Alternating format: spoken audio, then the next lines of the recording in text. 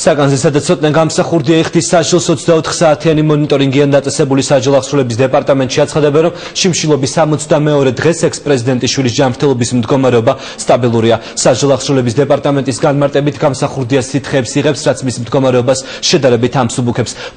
პარლამენტის წევრი დიმიტრი ლორთქიფანიძე კი ცოტნე გამსახურდიას ჯანმრთელობის მდგომარეობაზე თელს პასუხისმგებლობას საჯარო აღსრულების მინისტრს ხათუნა კალმახელიძეს აკისრებს. ლორთქიფანიძე აცხადებს, რომ გუშინის 4 საათის განმავლობაში ცდილობდა პატემრის ექიმისაგან ინფორმაცია მოესმინა, თუმცა ამაოდ.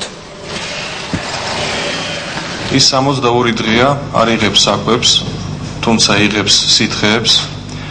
ამ ეტაპზე ის უარს აცხადებს სამედიცინო მომსახურებაზეც.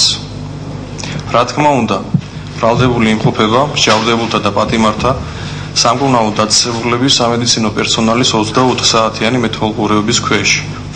და აქვე განმეორებით მინდა კიდე განვაცხადო, რომ მისი ჯანმრთელობის მდგომარეობა არის სტაბილური და ის აყვანილია სამინისტროს სამედიცინო დეპარტამენტის განსაკუთრებულ კონტროლზე. ამის 11 საათზე მოვიდა ინფორმაცია, რომ ბატონი ცოტნე გამსახურდია იმყოფებოდა მეტად კრიტიკულ სიტუაციაში, ჯანმრთელობის მდგომარეობის თვალსაზრისით. მე მივედი დაწესებულებაში, საუბარია საჯარო აღსრულების სამკურნალო დაწესებულებაზე და 4 საათის განმავლობაში მე საშუალება არ მეძლეოდა, რომ შევხვედროდი ექიმს. აქ არის საუბარი ექიმთან შეხვედრაზე. პასუხისმგებლობას თუ აკისრებთ აი ეგ? რა თქმა უნდა, ვაკისრებ, იმიტომ რომ თუ კი ის აპირებს, რომ ამ რეჟიმით ვითანამშრომლოს საქართველოს საკანონმდებლო ორგანოსთან, მაშინ როცა ჩვენ გვაქვს ამისი პირდაპირ უფლებამოსილება და რაც ხელოვნური ბარიერი შექმნას ინფორმაციის მიღებასთან დაკავშირებით, რა თქმა უნდა, ეს მას არ გამოადგება. როგორც საქართველოს პირველი პრეზიდენტის ქვრივი და მისი მომხრეები კი ცოტნე გამსახურდიას გათავისუფლებას მთელი ღამის განმავლობაში ითხოვდნენ. მათ აქცია გრდანის ციხესთან გამართეს. მანანა არჩოძის განცხადებით, ცოტნე გამსახურდიას ჯანმრთელობის მდგომარეობა კრიტიკულია, რის გამოც